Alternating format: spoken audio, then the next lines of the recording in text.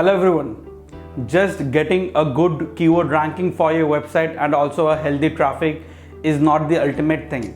So if you really want to excel with your SEO performance, you also need your visitors to be ending up into a paying customer. Now this is something will be our main scope of discussion for today's video: conversion rate optimization.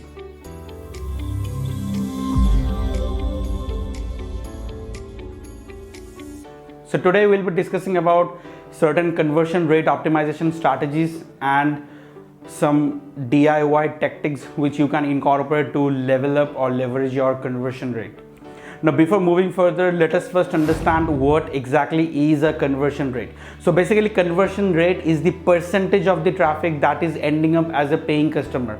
If you check the formula, as you can see from the screen, it is total number of conversions happened divided by the total number of visitors multiplied by 100. So suppose if you have a conversion rate of 4%, that means 4% of your overall visitors is actually ending up being a paid customers who is buying your services or your products.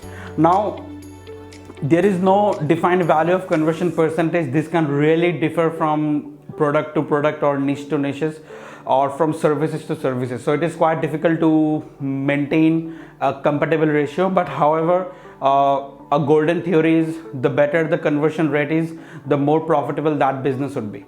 So now let us discuss some of the proven techniques that can help you to optimize your content optimizing strategies. Now the very first thing that you want to do is to optimize your first fold. The reason is because your first fold is the first and the most actively viewable percentage area of any online or your app store places where the visitors would be having the most interaction. Now if that is not attractive enough, trust me, none of the visitors would be ending up into a paying customer. The second most important strategy is that you should have a well-defined lead magnet strategy, which means that if people really wants to sign up or if people really wants to take your products or services, you want to make sure that you have a proper upscale or downscale or even a proper upsell or a downsell strategies which can level up your customers acquisition tactic. The point number 3 is you need to be thorough with your A/B testing, because conversion rate can never increase overnight. One needs to do months and years of research for increasing the conversion ratio, and the best possible option is to do a A/B testing. Always optimize your lead magnet, your call to actions, your every single elements, whatever you feel like can increase the engagement of your products with your audience, because if the engagement is increased, your conversion rate would automatically be improved.